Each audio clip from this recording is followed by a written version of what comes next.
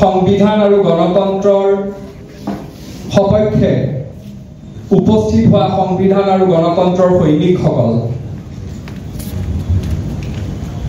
আমি সেই ঠাইৰ পৰা আহিছোঁ। বিশেষকৈ আপোনালোকে জানে যি ঠাইক লৈ সমগ্ৰ অসমত আজি সাম্প্ৰদায়িক চৰ্চা আৰম্ভ হৈছে। মাননীয় মুখ্যমন্ত্ৰী হিমন্ত বিশ্ব শৰ্মা ডাঙৰীয়াৰ নেতৃত্বাধীন চৰকাৰখন আৰু তেওঁৰ ভেৰুনীয়া যিসকল সংগঠন দল সংগঠন আছে আৰু তেওঁলোকৰ যি নেতৃত্ব আছে, তেওঁলোকে এফালৰ পৰা এই যি অসমত এফালৰ পৰা যি নাৰী ধৰ্ষণ হৈছে, নাৰীজনিত যি অপৰাধ হৈছে আৰু নাৰী নিৰ্যাতন হৈছে, তাৰ বিৰুদ্ধে আচলতে এটা সংকল্পবদ্ধভাৱে আৰু সুসংগঠিত এটা প্ৰতিবাদৰ ওলোটাই এটা ধৰ্মীয় বিষবাস্ত্ৰ বিয়পাবলৈ একেৰাহে যত্ন কৰিছে। আৰু আজি সেইকাৰণে হয়তো মুখ্যমন্ত্ৰী গৰাকী এনেকুৱা এটা পৰ্যায় পাইছেগে যে এখন ফ্লেক্স প্ৰিন্ট কৰিবলৈ এখন ফ্লেক্স প্ৰিন্টিং কৰা দোকানত তেওঁলোকে আজিৰ তাৰিখত ঘেৰাও কৰি ৰাখিবলগীয়া হৈছে। মুখ্যমন্ত্ৰী গৰাকীৰ চাৰিওফালে ঘৃণা বিৰোধী তেওঁৰ চিপাহী সন্তৰীসকল আছে, ঘৃণা বিয়পাবলৈ তেওঁৰ সেনাপতিসকল আছে। আৰু তাৰ পাছতো আজিৰ তাৰিখত মুখ্যমন্ত্ৰী গৰাকীয়ে এখন বেনাৰ, যিখন বেনাৰত লিখা আছিল মিয়াও মিয়া ২৬ৰ বৈতৰণি পাৰ হ'বলৈ দিয়া, সেই বেনাৰখন ছপাবলৈ যাতে দিব নোৱাৰে আৰু সেই বেনাৰখন যাতে আজি বাহিৰলৈ ওলাই যাব নোৱাৰে, তাৰ কাৰণে চাৰিওফালে তেওঁ পুলিচ দি ৰাখিছে। এইজনে হ'ল আচলতে ক্ষমতাৰ ভয়ত পেপুৱা লাগি থকা হিমন্ত বিশ্ব শৰ্মা ডাঙৰীয়া।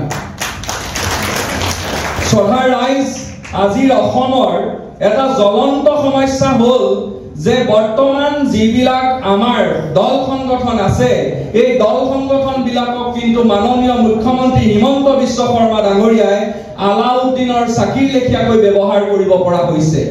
আলাউদ্দিনৰ চাকিটো যেনেকে ঘৰ্ষণ কৰি দিয়াৰ লগে তাৰ পৰা দৈত্য এটা ওলাই যে কি কৰিব লাগে কয়, ঠিক তেনেকৈ ধনৰ টোপোলা এটা আগবঢ়াই দিব দিয়াৰ লগে লগে আমি এনেকুৱা কিছুমান নেতা দেখিছো যিসকলক জাতিটোক লৈ পেলাই সংকল্পবদ্ধ হৈছে বুলি কয়, অথচ তেওঁলোকে এফালৰ পৰা অতি শৃংখলিতভাৱে সাম্প্ৰদায়িক বিষবাস্প অসমখনত বিয়পাই দিয়াৰ কৰ্তৃত্ব লৈছে আৰু বিয়পাই দিয়াৰ ঠিকা লৈছে। আমি এই নেতাসকলক কিন্তু একে সময়তে চিনাক্ত কৰিব লাগিব আৰু এই জাতীয় সংগঠন নামধাৰী এই নেতাসকলক যদি অসমৰ ৰাইজে বৰ্জন নকৰে, তেতিয়াহ'লে কিন্তু অকল এই সাম্প্ৰদায়িক চৰকাৰখনক বৰ্জন কৰিলেই নহ'ব, একে সময়তে এই সাম্প্ৰদায়িক সংগঠন কেইটাকো কিন্তু বৰ্জন কৰিব লাগিব।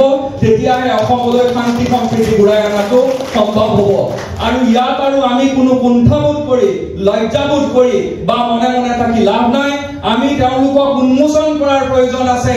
ধনৰ টোপোলা লৈ পেলাই এফালৰ পৰা সাম্প্ৰদায়িক সম্প্ৰীতি বিনষ্ট কৰাৰ কাৰণে যিসকলে ঠিকা লৈছে, সেইসকলক অসমৰ ৰাইজৰ সন্মুখত উন্মোচন কৰি উদঙাই দি অসমত যে ব্যাপক এটা সাম্প্ৰদায়িক সংঘৰ্ষ লগাবৰ কাৰণে ভাৰতীয় জনতা পাৰ্টি চৰকাৰৰ নেতৃত্বত এটা বিৰাট ষড়যন্ত্ৰ চলিছে। আৰু সেই ষড়যন্ত্ৰত যে ইয়াৰ আগতে অসম আন্দোলনত যিসকল চামিল হৈছিল, তেওঁলোকৰ একে ভাৱাপন্ন কিছুমান দল সংগঠন যে আজিৰ তাৰিখত চামিল হৈছে, সেইটো অসমৰ ৰাইজে বুজি পোৱা উচিত, জনা উচিত আৰু আমাৰ জনাই দিয়া উচিত।